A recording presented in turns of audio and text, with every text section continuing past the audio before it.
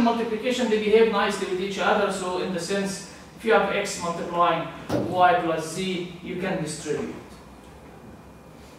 Right? So this invokes a new definition. These three properties invokes a new definition. This is the definition of a ring. So a ring is group of elements that is a group under addition, almost a group under multiplication with no inverse, summonoid, and it's distributive. Can you give us examples? Yeah, sure. So the most famous thing is polynomials, right?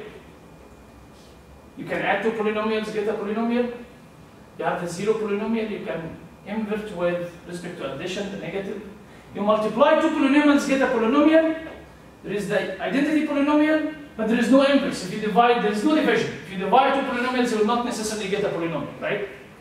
So polynomials are perfect examples for integers. They are really like integers. They form a ring. So whenever you think about a polynomial, it's integers, nothing more. Matrices, right? N by n matrices. The same. You can add, there is the zero matrix, you can multiply, but there is no division. Right? If special group in the matrices that are invertible, not all matrices. So if you talk about all matrices, they just form a ring. Okay? So this abstraction or extraction of the essential features, they allow you to do what? Now, if we have any object that possesses these features of a ring, we will immediately think of it as integers. And if you prove any theorem or if you have any fact about integers, you immediately apply to it. So, for example, the fundamental theorem of arithmetic about numbers. What is that? Given x in integers, x can be written as uniquely as multiplication of prime numbers, right? You can factorize it to its prime numbers. Okay, this is the fundamental theorem of arithmetic.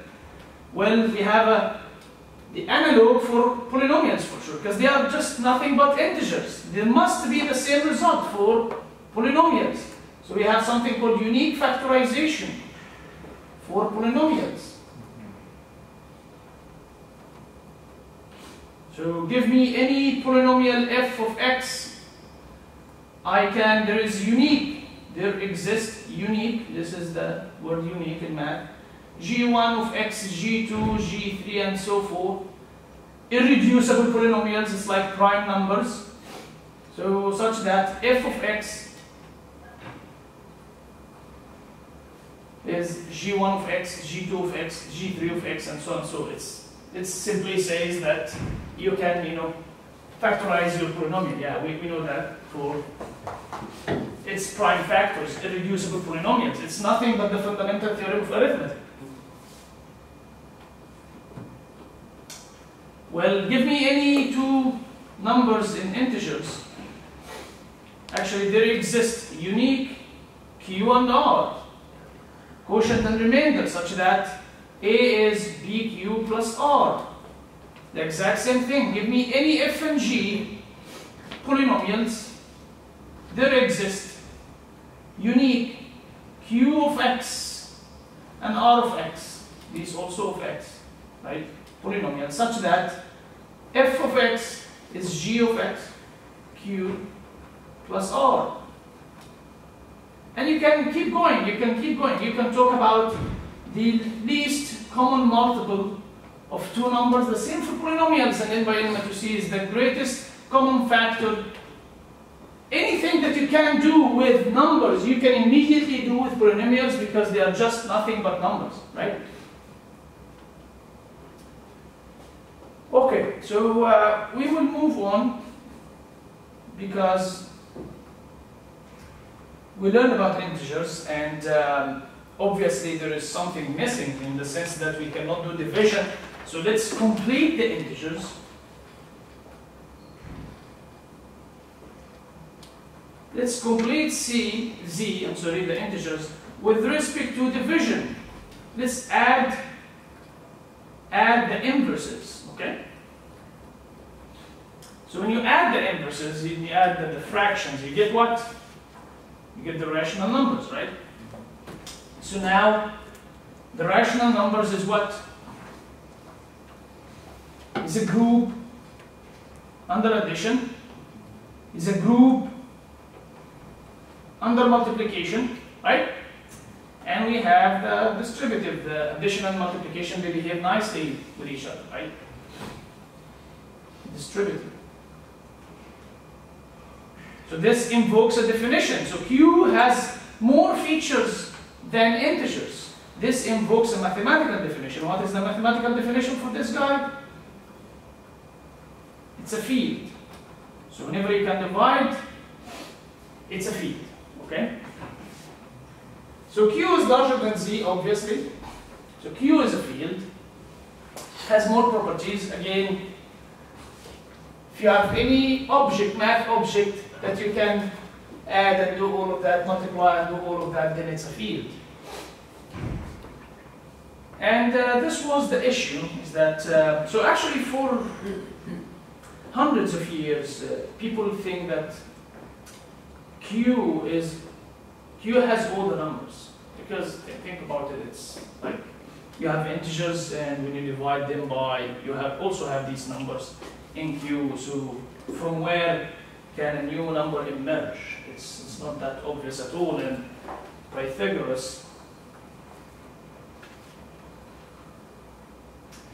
was very fond of, or actually was considering Q as sacred, entity. Everything is in terms of rational numbers. Until one of his students showed this simplest example, the simplest right triangle ever. And according to Pythagoras himself, this should be square root 2, right? And they tried to find a rational number, any P and Q, such that P and Q are integers, right? And Q is not 0. Any rational numbers, any two integers, such that when you divide them by, you get square root 2. Meaning, when you divide them by and square, you get 2. There is no such thing. There is no such P and Q integers, such that when you divide and square, you get 2. And this was a shock, because, out of this very simple example, you get a new number. And if you think of it, this is the solution of this equation. X squared minus 2 is 0. Everything here is integer. The coefficient is integer, the exponent is integer, this coefficient is integer, everything is integer, and the solution is non-integer. So this was like a shock. And we got the square root 2. And you can have too many examples. You can have like a sequence, like here is a sequence, 1 over 1, and add these two together. So, what's that? Here is a sequence of integers. Add these two. Oh, come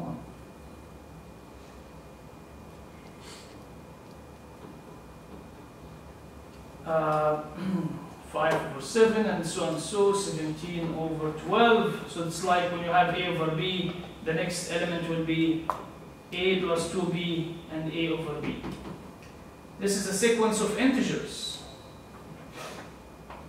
If it were to converge ever, it will converge to square root over 2. So you have a sequence of all numbers that are integers coming closer and closer to each other, and all of a sudden the result will be number that is out of the group. So all these facts, they tell the following result, which is Q is not complete. And when you complete it by these limits, you get what? You get the reals. And again, there are a lot of stories here, but I don't want to waste the time. You have, you have algebraic numbers like this guy, and have transcendental numbers, and it turns out that these numbers are much more than Q, much larger than Q. But anyway, I will move on. So you got the reals. And now let's, usually when we get something in math, we go and extend and generalize, right? So you have a real number here, which is everything.